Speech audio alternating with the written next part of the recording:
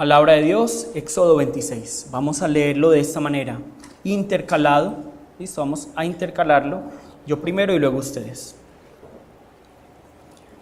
Harás el tabernáculo de 10 cortinas de lino torcido, azul, púrpura y carmesí, y lo harás con querubines de obra primorosa. La longitud de una cortina de 28 codos y la anchura de la misma cortina de 4 codos. Todas las cortinas tendrán una misma medida. 5 cortinas estarán unidas una con la otra y las otras 5 cortinas unidas una con la otra. Las lanzas de azul en la orilla de la última cortina de la primera unión. Lo mismo harás en la orilla de la cortina en la segunda unión. 50 lazadas harás en la primera cortina y 50 lazadas harás en la orilla de la cortina que está en la segunda unión. Las lazadas estarán contrapuestas la una a la otra. También 50 corchetes de oro con los cuales enlazarás las cortinas la una con la otra y se formarán. Harás asimismo cortinas de pelo de cabra para una cubierta sobre el tabernáculo. 11 cortinas harás. La longitud de cada cortina será de 30 codos y la anchura de cada cortina de 4 codos. Una misma medida tendrán las 11 cortinas. Y unirás 5 cortinas aparte y las otras 6 cortinas aparte, y doblarás la sexta cortina en el frente del tabernáculo. De la unión y 50 en la orilla de la cortina. Harás asimismo 50 corchetes de bronce, los cuales meterás por las lazadas y entrelazarás las uniones para que se haga una sola cortina, o cubierta.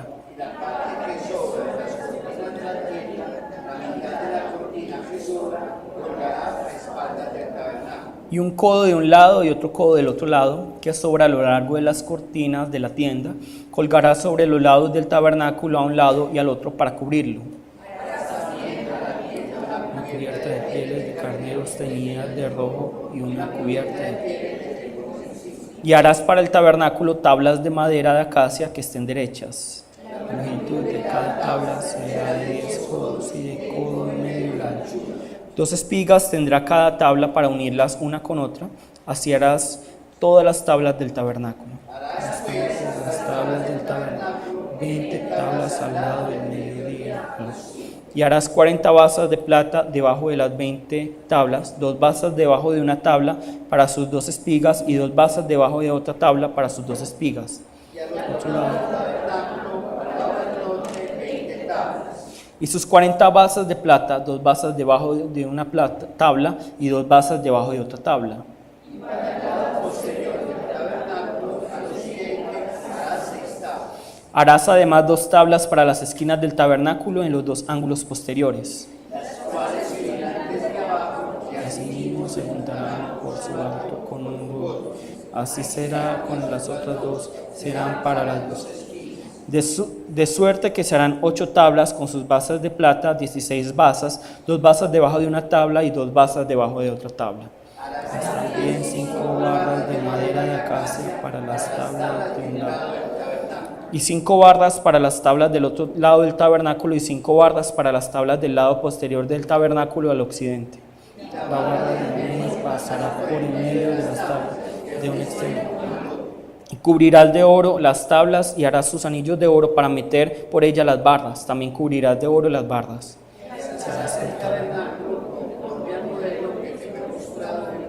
También harás un velo de azul, púrpura, carmesí y lino torcido. Será hecho de obra primorosa, con querubines. Y lo pondrás sobre 4 columnas de madera de acacia, cubiertas de oro, sus capiteles de oro sobre basas de plata. Y pondrás el velo debajo de los corchetes y meterás allí el velo adentro. El arca del testimonio de aquel velo os hará separación entre el lugar santo y el santísimo.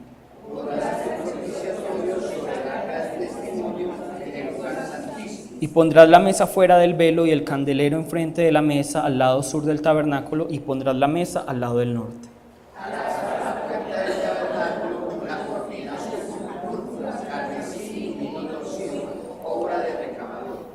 Y harás para la cortina 5 columnas de madera de acacia, las cuales cubrirás de oro con sus capiteles de oro y fundirás 5 basas de bronce para ellas.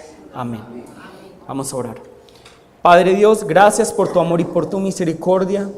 Gracias, Señor, porque hoy nos permites adorarte, hoy nos permites glorificarte, hoy nos permites estudiar tu palabra, hoy nos permites estar ante tu presencia, escuchar el sermón.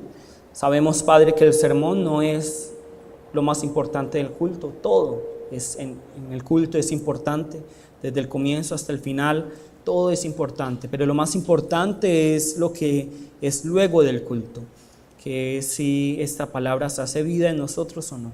Padre, haz que esta palabra se haga vida y que dé fruto al 100, que realmente nosotros podamos glorificarte con esto. Y te pedimos, Señor, que a todos nos permitas tener la misma inspiración y que en mí pongas el aceite del conocimiento, la sabiduría, el poder de tu palabra.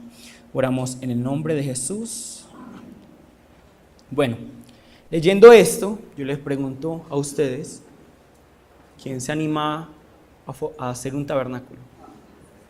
¿Quién entendió cómo se hace un tabernáculo? Listo, alguien que me explique, aquí dice, se juntarán por su alto con un gozne, que es un gozne, ¿cierto? Que es una lazada, todas esas cosas. Realmente yo leía eso, cuando lo leía por primera vez yo me preguntaba, Moisés si era muy teso, ¿por qué? Para escuchar todo esto y hacerlo. Debió haber sido muy inteligente, muy inteligente. Entonces vamos por partes. Entonces recordemos que estamos hablando acerca del tabernáculo, y el tabernáculo es muy importante en nuestra vida de fe. Entonces estaban en el grupo de jóvenes y ya pasado como 30, 40 minutos pregunta uno de los jóvenes, ¿y qué es un tabernáculo? ¿Qué es un tabernáculo? Nuevamente, recordemos que un tabernáculo es una tienda, es una carpa, ¿cierto? Es una carpa que tiene una característica especial y que es movible, ¿cierto? No se queda fija en un lugar, sino que es movible, y esto nos dice muchas cosas.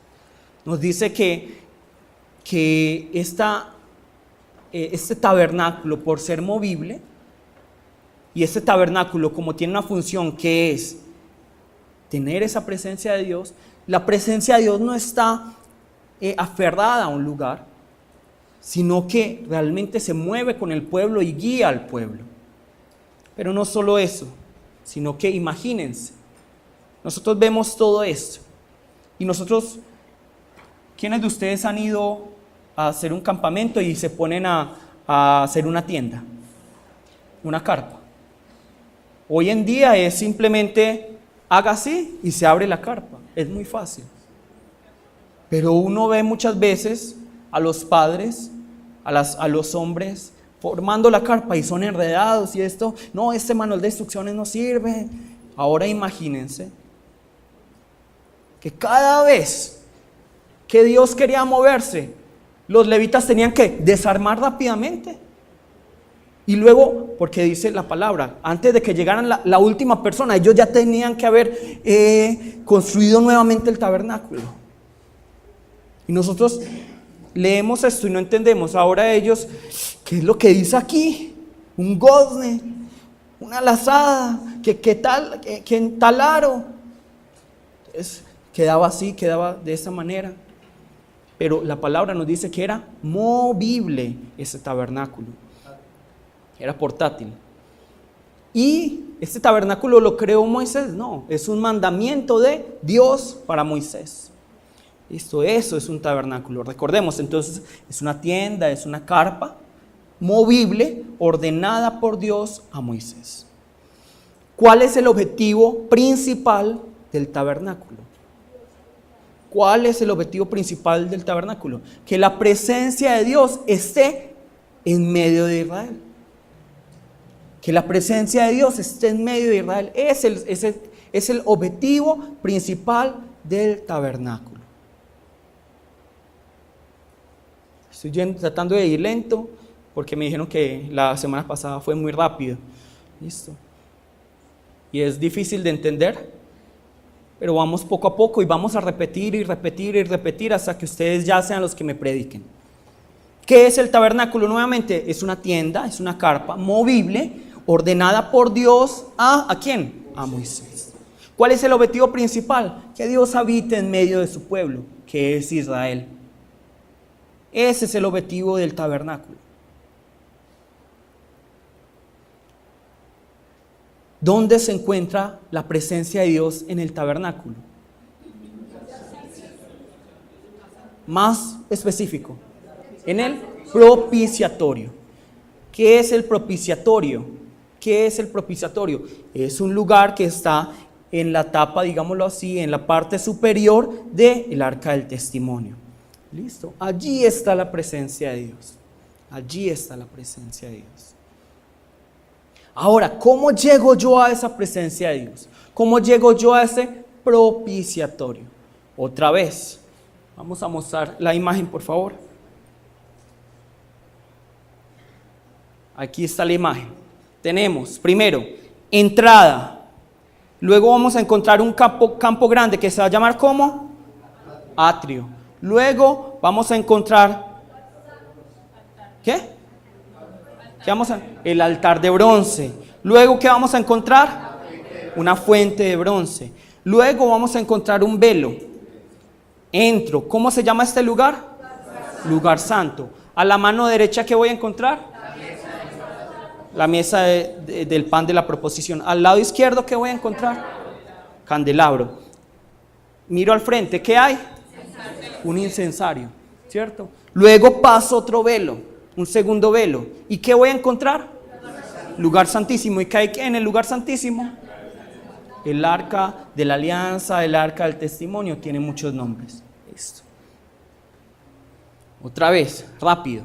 Entrada, atrio, altar de bronce, fuente de bronce, velo, lugar santo, mesa del pan de la proposición, incensario, candelabro, incensario, velo, lugar santísimo, arca del testimonio. A la persona que está al lado, rápidamente vamos a hacerle este recorderis. ¿Qué es un tabernáculo? ¿Cuál es la función del tabernáculo? ¿Dónde está la presencia de Dios? ¿Y dónde, cómo se conforma este tabernáculo?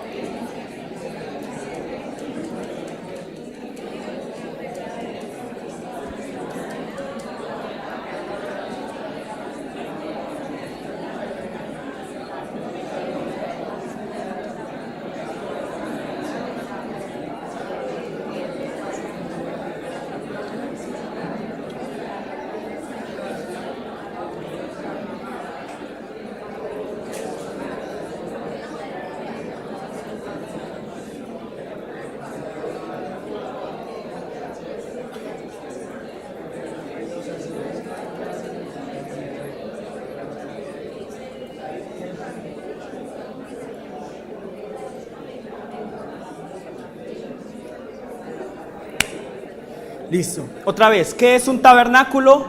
Es una tienda, una carpa movible, ordenada ¿por quién? Dios a Moisés. ¿Cuál es el objetivo principal del tabernáculo? Que la presencia de Dios habite en medio de Israel. ¿Listo? ¿En qué lugar se encuentra esa presencia de Dios? En el propiciatorio. Listo. ¿Qué? Listo. Ahora vamos rápidamente. Yo soy un judío. Entonces, primero, entrada, ¿cierto? Entrada. Luego, ¿qué voy a encontrar? Primero. Luego.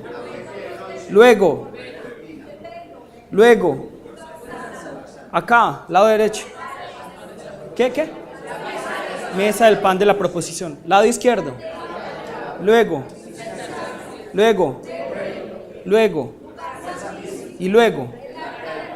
Muy bien. Y en el arca del pacto encuentro ahí arriba el propiciatorio. Listo. Esto nos tiene que quedar muy claro para entender lo que vamos a hablar luego.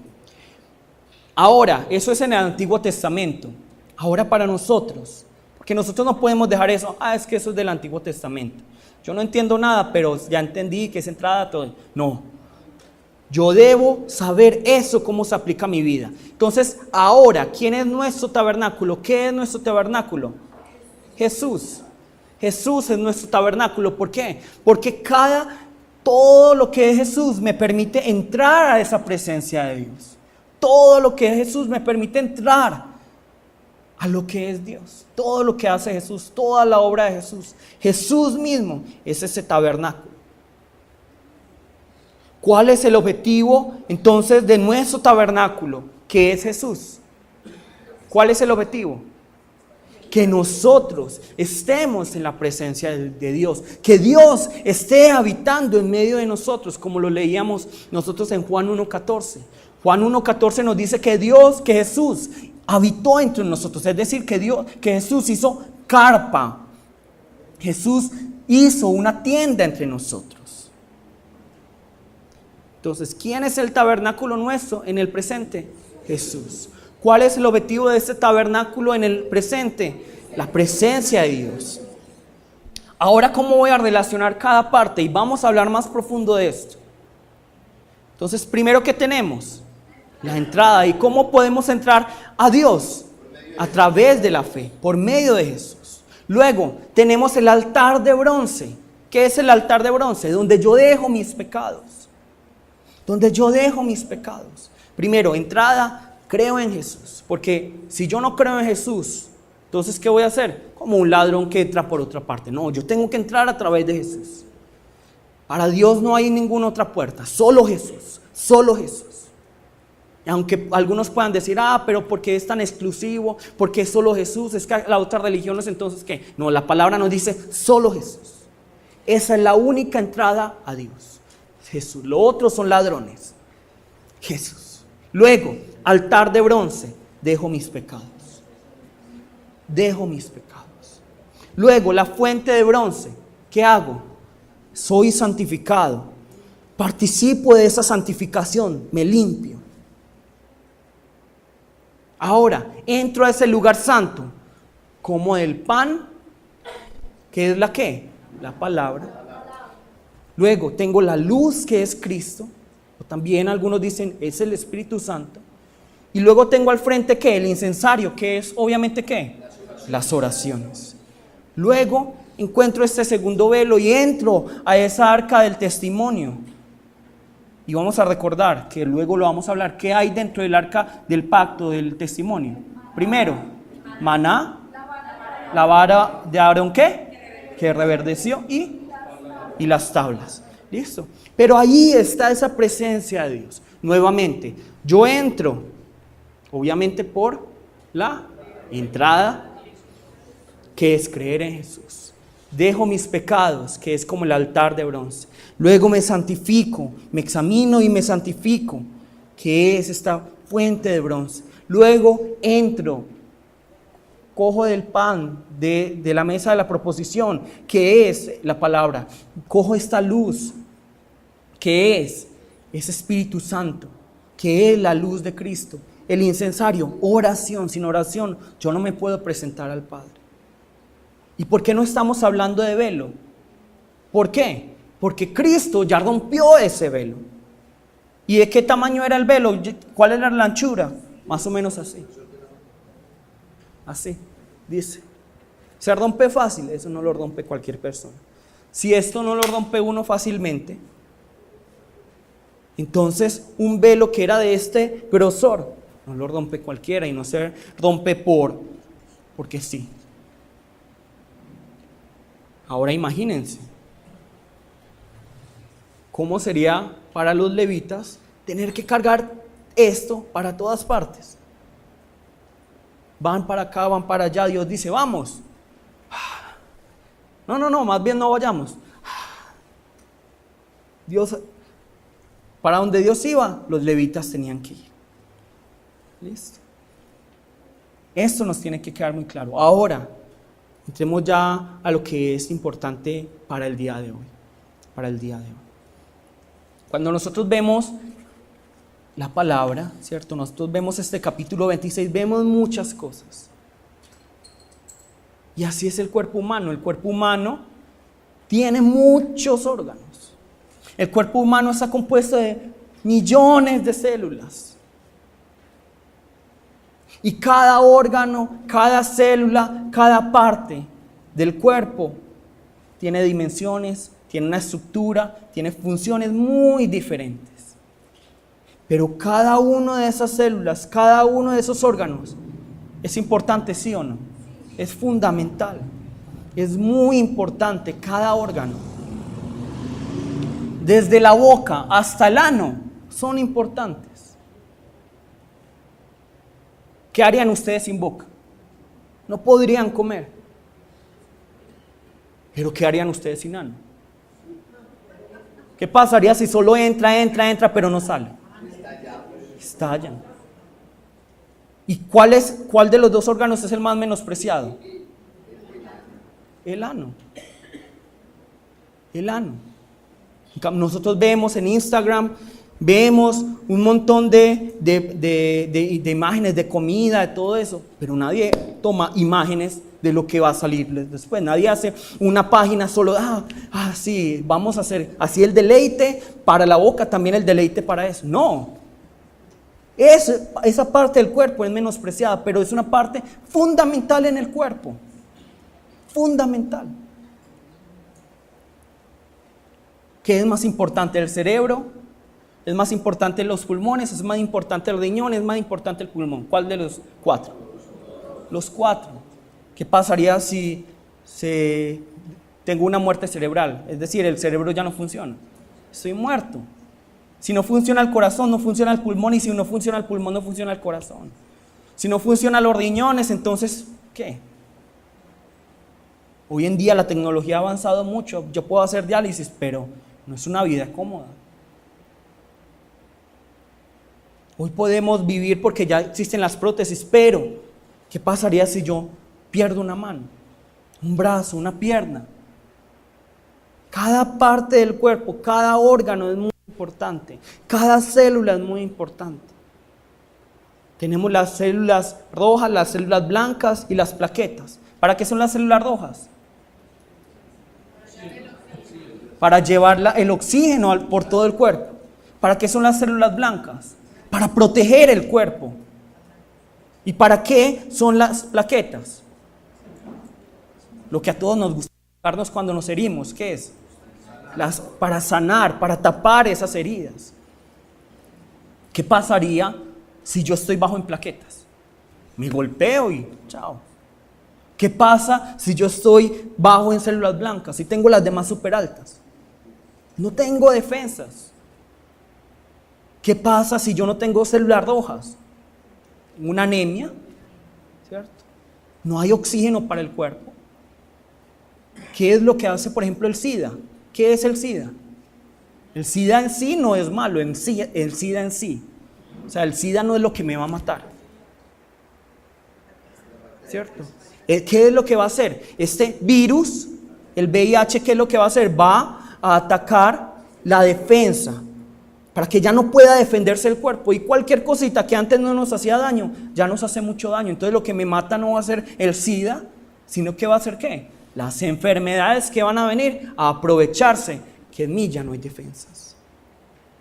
Cada parte del cuerpo es muy importante. Cada órgano. De la misma manera, cada parte del tabernáculo es fundamental, es muy importante para que yo llegue a esa presencia de Dios. Nosotros hoy leímos esto y lo hice a propósito, un capítulo largo, un capítulo que muchos no entendemos, que si nos pusieran a hacer un tabernáculo no sabríamos cómo hacerlo. ¿Pero por qué? Porque les hablo de todo eso, porque cada pieza, cada dimensión, cada estructura del tabernáculo es fundamental para que este tabernáculo funcione. No solo esto, cada persona que hace parte del tabernáculo es muy importante. ¿Quién estaba a cargo del tabernáculo? Los levitas, la tribu de Leví. Ellos estaban a cargo del tabernáculo. Entonces todos pensamos ahí mismo en el sacerdote que da la bienvenida, pero nadie piensa, por ejemplo, en una persona muy importante en el tabernáculo. ¿Quién será? La persona que recoge las cenizas. La persona que recoge las cenizas. Aunque nadie se acuerda, es que en el tabernáculo nadie se imagina, uno se imagina, el que está en la entrada, uno se imagina, también de pronto el sumo sacerdote, uno se imagina un sacerdote en el lugar santo, pero nadie se imagina a alguien haciendo esto. Alguien tenía que recoger las cenizas, ¿sí o no? Claro. ¿Y era el trabajo que alguien deseaba? Seguramente no. Qué pereza tener que recoger las cenizas. Pero alguien tenía que hacer ese trabajo. Porque recordemos que se ponía este animal en el holocausto y obviamente ¿qué queda? Cenizas. Y alguien tiene que recoger. Entonces imagínense que alguien se hubiera burlado de el hombre que recoge las cenizas. Tu trabajo es, ¿qué? No tiene razón de ser. Tu trabajo es el menos necesario en el tabernáculo. No. O si nosotros vemos, por ejemplo, el tabernáculo, digamos que los objetos hablaran, que el altar de bronce le dijera, no, vos, fuente de bronce, vos eso es como todo calmadito, todo aguado. No, tiene que ser con fuego, todo tiene que ser caliente. Y el altar y la fuente de bronce, no, y le dice al pan de la proposición, no, vos todo quieto ahí, nadie. Cada parte del tabernáculo es importante y cada uno de ellos tiene una característica diferente. Pero todos ellos tienen una función, ¿y qué es? Glorificar, adorar, servir para que la gente pueda entrar a la presencia de Dios. De la misma manera nosotros debemos entender esto. En la iglesia hay muchas personas y todas son muy diferentes. Pero ¿qué nos dice 1 Corintios 1, 12, 21? Vamos a buscar. 1 Corintios 1, 12 al 21.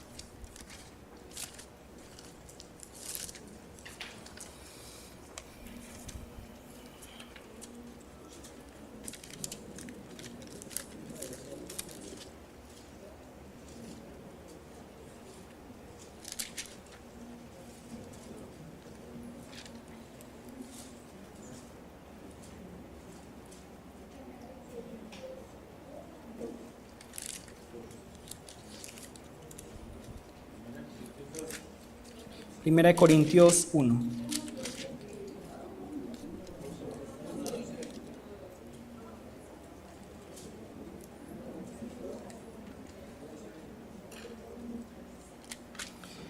Vamos a leer solo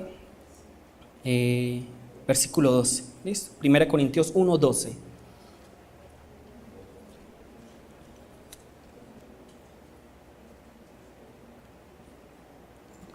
Hasta el 13. ¿Qué nos quiere decir aquí la palabra? Quiero decir que cada uno de vosotros dice, yo soy de Pablo, yo de Apolos, y yo de Cefas, y yo de Cristo. ¿Acaso está dividido Cristo? ¿Fue crucificado Pablo por vosotros? ¿O fuisteis bautizados en el nombre de Pablo? Nosotros muchas veces somos así en la iglesia.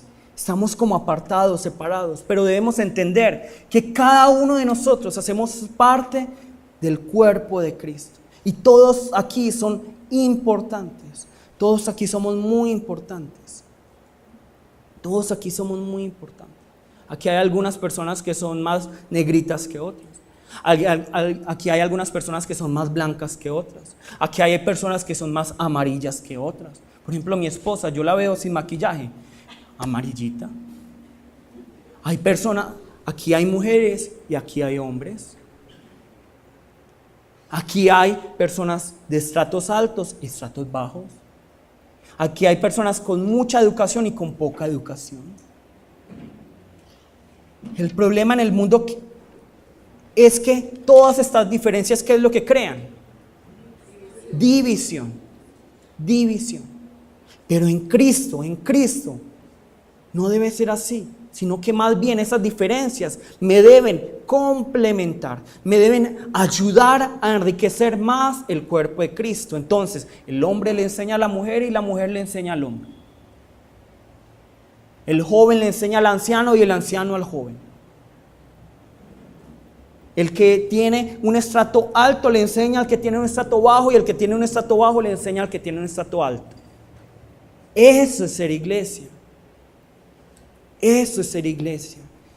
Por eso estamos comenzando desde aquí. Porque el tabernáculo tiene muchas cosas, pero si nosotros no somos iglesia, si nosotros no tenemos en nuestra mente, no entendemos que cada parte del tabernáculo y cada miembro de la iglesia es fundamental para que esta iglesia funcione, para que este cuerpo funcione, entonces apague y vamos. De nada sirve entender, bueno, es que yo debo dejar mi pecado, bueno, es que yo me debo santificar, bueno, es que yo debo comer la palabra, bueno, es que yo debo de orar. Yo debo entender que cada parte del tabernáculo, cada parte de la iglesia, cada parte del cuerpo de Cristo es muy importante. Si no entendemos eso, ahí es cuando nos empezamos a dividir. Entonces, por ejemplo, Juan Manuel es muy importante para la iglesia. Nelsi es muy importante para la iglesia. ¿Sí? Numael es importante para la iglesia. Sandra es muy importante para la iglesia. Todos ustedes son muy importantes para la iglesia. No hay ninguno aquí que no sea importante. Pero los primeros que tienen que entenderlo son ustedes.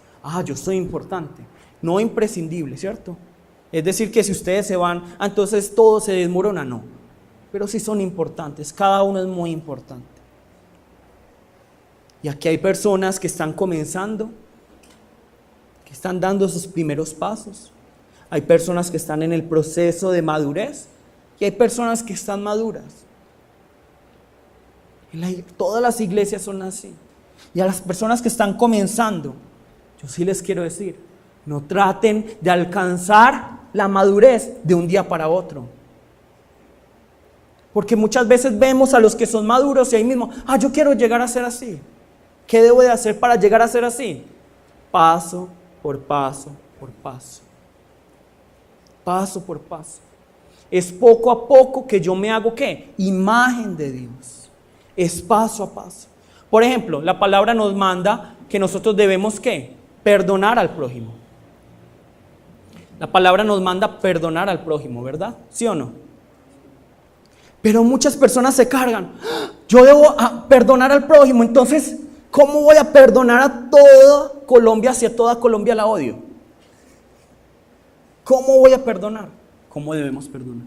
¿Cómo va a empezar una persona que comienza por primera vez en la iglesia, que está dando los pasos? Ahí mismo le exigen, tienes que perdonar, tienes que perdonar. No, comencemos por una persona, la persona más cercana. Pero de pronto, para acercarse a esa persona más cercana y perdonar, no es tan fácil, ¿sí o no? ¿Es fácil perdonar? No es fácil. ¿Cómo comienzo yo entonces? Orando, Señor, para mí es imposible perdonar a este pendejo. Pero, Señor, por favor, yo lo odio. Me cae tan mal, pero perdónalo. Así debemos comenzar, poco a poco, paso a paso. No traten de llegar a la madurez tan rápidamente, lleguen poco a poco. Eso sí, lo que sí les pido es, busquen más de Dios. Cada día busquen más de Dios. Hay personas que están en el proceso de madurez. Y también nos aceleramos, yo quiero ser maduro. No, todo en la vida es un proceso y la madurez también va a exigir este proceso. Que nosotros vayamos paso a paso y ahí hay momentos en los que nos vamos a caer. ¿Y qué debemos hacer? Levantarnos. Pero hay momentos en los que también vamos a tener victorias. ¿Y qué no podemos hacer? Envanecernos. No podemos decir, ya lo logré. Porque es muy fácil. Eso sí, a estas personas que les digo, no se queden en el proceso. Porque algunas personas se quedan en el proceso. Como yo estoy en proceso, no. Antes me debo exigir, pero eso sí, siempre recordando, estoy en un proceso. Y hay caídas y hay victorias. Y tercero, hay personas que ya están maduras espiritualmente. A esas personas, ¿a qué las invito? A que revisen nuevamente sus vidas para ver en qué debo comenzar nuevamente. Porque todos aquí somos una obra incompleta. Y todos aquí tenemos algo que todavía está en proceso o todavía no ha comenzado a madurar. Todos tenemos que entrar en esa madurez, ¿cierto? Y la palabra es muy clara cuando nos dice, el que crea estar firme, ¿qué? Que tenga cuidado de no caer, que tenga cuidado de no pecar. ¿Listo? Pero sin importar el nivel espiritual en el que estemos, debemos recordar esto. Debemos recordar esto que es muy importante. La vida de fe debe ser ¿qué? ¿Motivo de qué? Motivo de gozo, motivo de libertad. Motivo de libertad. No se carguen con la vida de fe. Porque he visto a muchos que vienen a la iglesia y más que sentirse libres, que sentirse gozosos, que sentir Cristo realmente es vida. ¿Qué sienten? Cristo es opresión, Cristo es otra ley más. No, yo debo entrar en la presencia de Cristo y sentir, ya tengo libertad, ya tengo gozo, ya puedo deleitarme. Estar en Cristo debe ser un deleite. Entonces, este deleite, este gozo debe ser contagiado a las otras personas. Y esto es muy importante, ¿listo? ¿Y cómo contagiamos esto? A través del amor. A través del amor. Pero nosotros tratamos de ponerle mucha filosofía a veces al amor. Y decimos, no, es que el amor tiene que ser espiritual, no puede ser carnal, que el amor es esto, que el amor es aquello, que el amor... No, el amor es algo muy básico. ¿Quién no sabe amar? Todos sabemos cómo debemos amar al otro. ¿Cómo debemos amar al otro? ¿Cuál es la regla de oro? Como le gustaría a ustedes que los amaran. Eso es el amor, así de fácil. Así de fácil. Y la palabra nos dice muy claramente que nosotros primero debemos hacer algo, y es amar a quién sobre todas las cosas. A Dios, con todas las cosas, con todas mis células, con todas mis fuerzas, con toda mi mente, con toda mi alma debo amar a Dios. Y estoy seguro que la mayoría de ustedes quiere hacer eso, porque si no, no vendrían. Yo no soy tan lindo para que ustedes vengan aquí. Yo no soy tan gracioso como, sí, yo voy a ir al culto porque me quiero reír. No. Seguramente cada uno de los que está aquí viene aquí a la iglesia. Algunos vienen de Moravia, otros vienen de Robledo, otros vienen de otras partes muy lejanas, solo para escuchar la palabra. ¿Y qué nos demuestra eso? Que cada uno tiene hambre y sed de la palabra, que quieren conocer a Dios. Obviamente muchas veces tenemos estos ídolos que hay que ir tumbando, ¿cierto? Pero ¿dónde fallamos nosotros? En el amor al prójimo.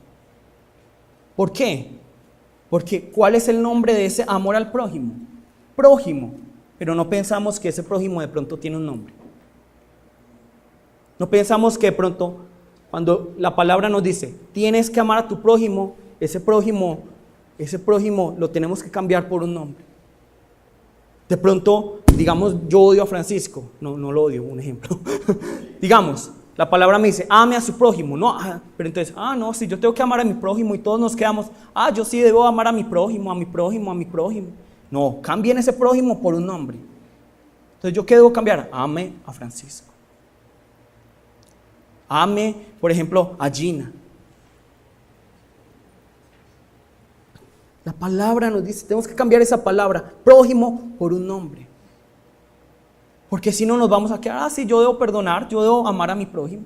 Nos quedamos así, y así estamos en la iglesia.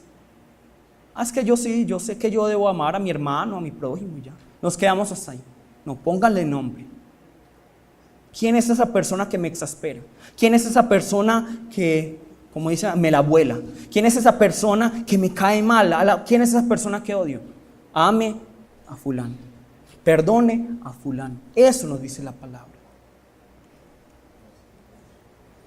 Entonces no le pongamos tanta filosofía al amor. ¿Qué es el amor?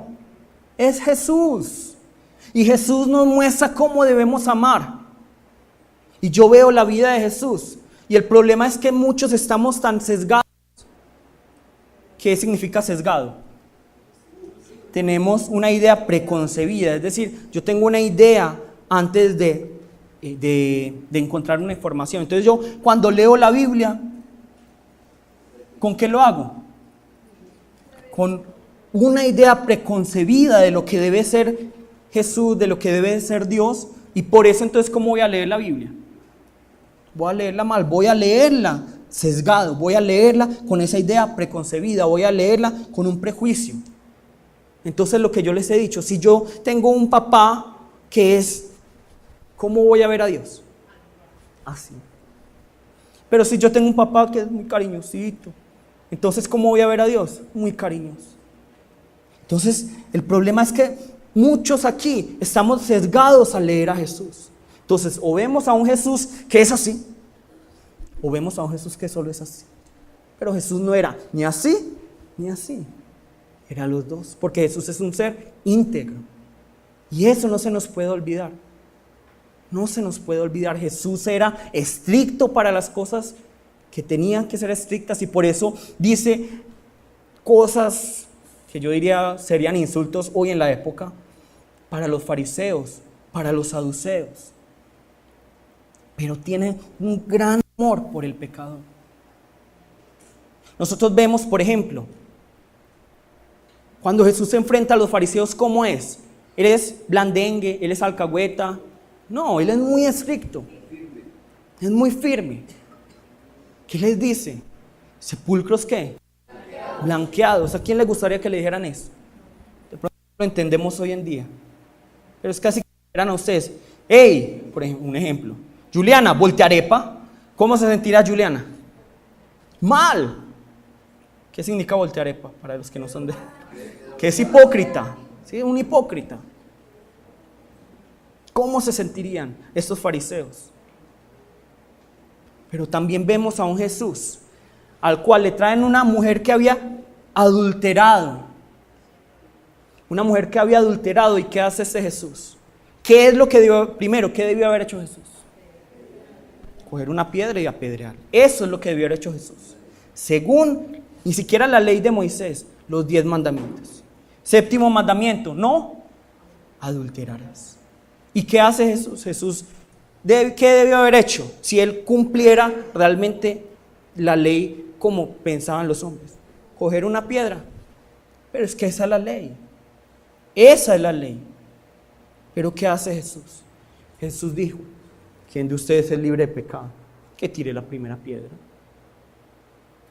Entonces miren la misericordia de Jesús. Jesús tuvo que haber cogido esa piedra. Jesús tuvo, y él tenía todo el derecho de haber apedreado a esa mujer. Lo que hace él: tus pecados te son perdonados, ya no peques más, ya no peques más. Nosotros vemos, y a mí me parece muy charro, yo estaba preparando la prédica y me parecía muy bonito esto, es cuando unas personas querían presentarle a los niños a Jesús para que oraran por los niños. ¿Y qué hacían los discípulos? No, el maestro está muy ocupado, no. Y Marcos 10, 13, 14 dice: Jesús estaba indignado porque los discípulos estaban haciendo eso. Cuando los discípulos, ¿qué estaban haciendo supuestamente? Seguramente cuidando a Jesús. Pero no, antes dicen: no, dejen que los niños vengan a mí. Entonces nosotros vemos a un Jesús severo, pero también un Jesús amoroso. ¿Y el amor entonces qué es? Es ser, tienes que estudiar la palabra, pero también es esto. El amor no es ni esto ni esto. Es que nosotros los seres humanos, los colombianos, los coreanos, los paisas, los bogotanos, todos somos extremistas. Pensamos: ¿es esto o es esto? ¿Es blanco o es negro? ¿Es bueno o es malo? Y la palabra, vamos a verlo la próxima semana, nos habla de algo muy especial, y se lo hablé a los jóvenes. Nosotros, ¿cómo separamos las cosas? Bueno o malo, santo o no santo. Pero Dios, ¿cómo separa las cosas? En dos. ¿Cómo separa Dios las cosas? Por igual. ¿Cómo separa Dios las cosas? En tres. ¿Cómo? Santo, limpio, no limpio. Miren, lugar santísimo, lugar santo, atrio. La misma, es lo que yo les digo. Sé que va a causar mucha controversia. ¿Bailar es malo o bueno? Bueno. Hay iglesias en las que dicen que si bailas, estás pecando contra Dios. Entonces, nosotros no podemos decir que el baile sea malo ni bueno. Pero nuestra mentalidad pensamos, es que es malo o es bueno. Es santo, no es santo. Es de Dios, no es de Dios. Pero Dios, ¿qué lo ve? Está entre lo limpio. Está entre lo limpio. El problema de lo limpio es que muy fácilmente se hace ¿qué? Sucio. Pero hecho de bailar, digamos que si yo voy a bailar con mi esposa, ¿eso es malo? No. Pero si yo bailo encima de un bafle para seducir a todas las mujeres de la iglesia, yo sé que fallaría, pero eso sería ¿qué? Malo. Malo. Por ejemplo, otra cosa, la sexualidad. ¿La sexualidad es mala o es buena? Bueno. ¿La sexualidad es mala o es buena? Depende. La sexualidad entra entre lo limpio. Pero si yo me mantengo viendo pornografía, si yo me mantengo, ¿cierto?, haciendo cosas que no son con la sexualidad, si yo, digamos, tergiverso la sexualidad, ¿eso es malo o es bueno? Eso es malo, ya se vuelve impuro. Pero no está enfermo, es simplemente el pecado que hay en nosotros. Pero bueno, pero entonces si yo, dentro del matrimonio, con mi esposa, realmente disfruto de esto, Dios, ¿cómo va a ver esto? Como hermoso, como limpio. Como algo también incluso puede llegar a ser santo. Si yo quiero que mi descendencia llegue al Señor. Entonces miren que Dios nos separa entre santo y no santo. Y eso nos tiene que traer un poco de libertad. Nos tiene que traer libertad. Listo. Yo les pregunto, porque algunos también preguntarán, ¿ir a una fiesta es malo o bueno? Hay los que quieren disimular que son como santos, dicen, malo. No, pecadores. Ver televisión, pecadores. Yo nunca veo RCN, yo nunca... No. Depende de lo que yo estoy viendo, depende de cómo estoy actuando, ¿cierto? Está entre, por ejemplo, nosotros vemos a Jesús cuando hizo su primer milagro, ¿dónde estaba? En una boda, en una fiesta. Entonces, entendamos eso para que no nos carguemos con la vida de fe. ¿Listo?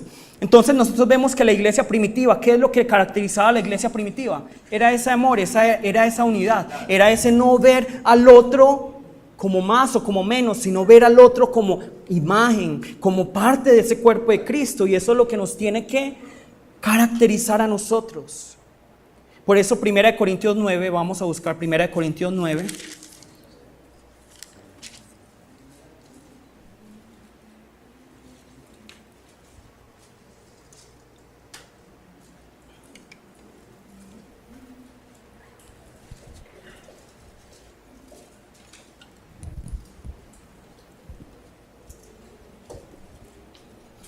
Miren cómo es 1 Corintios 9 tan bonito esto.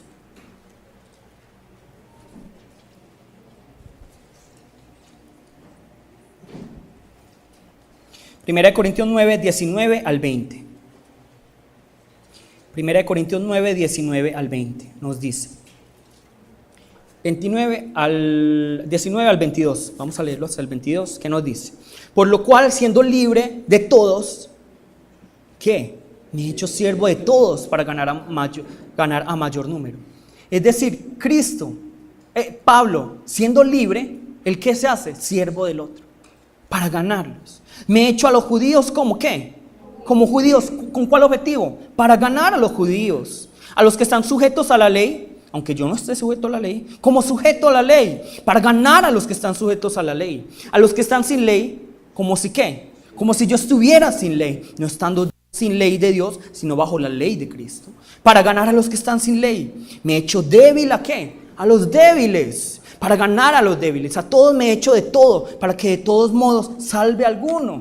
Miren el corazón de Pablo, para salvar a una persona. Él se hace judío, él se hace gentil, él se hace como con ley, él se hace como sin ley, él se hace fuerte, él se hace débil. Solo para ganar. Pero nosotros, ¿qué es lo que nosotros pensamos? ¿Cómo debe ser? ¿Cómo debe ser? ¿Cómo? No, que el otro se acomode a mí, que al otro se adapte a mí, que el otro, si yo soy fuerte, entonces que se haga fuerte, si yo soy débil, entonces que se haga débil. No, yo primero me voy a hacer débil por el débil. Si esa persona es fuerte, me voy a hacer fuerte con ese fuerte. Si esa persona es de un estrato bajo, me voy a hacer como de estrato bajo para esa persona, para ganarla. Si esa persona es de estrato alto, me voy a hacer como de estrato alto para ganarla. Eso es ser de Cristo. Eso es amar a la iglesia. Eso es amar a la iglesia. Ahora, porque es que siempre le sacan como un pero a las prédicas. Son muy inteligentes para eso. Entonces, entonces me voy a hacer borracho con los borrachos, me voy a hacer marihuanero con los marihuaneros. No, para eso sí somos buenos. No, para el débil con el débil, con el fuerte con el fuerte. Eso sí. Listo. Entonces voy a pecar. No. Listo. Entonces, tengámoslo muy en cuenta esto. Somos tabernáculo de Dios. Somos templo de Dios. Nosotros tenemos que permitir que la gente venga a Dios, y la gente muchas veces no va a venir a Dios cuando somos muy alcahuetas, pero tampoco cuando somos muy severos. Debe haber un equilibrio, y para todas las cosas existe su tiempo. Hay su tiempo para llamar la atención, hay su tiempo para ser suave, hay su tiempo para que realmente yo sea fuerte, y momentos en los que yo debo ser débil. Listo, para que lo entendamos. Entonces, vamos todos a ponernos de pie. Vamos todos a ponernos de pie.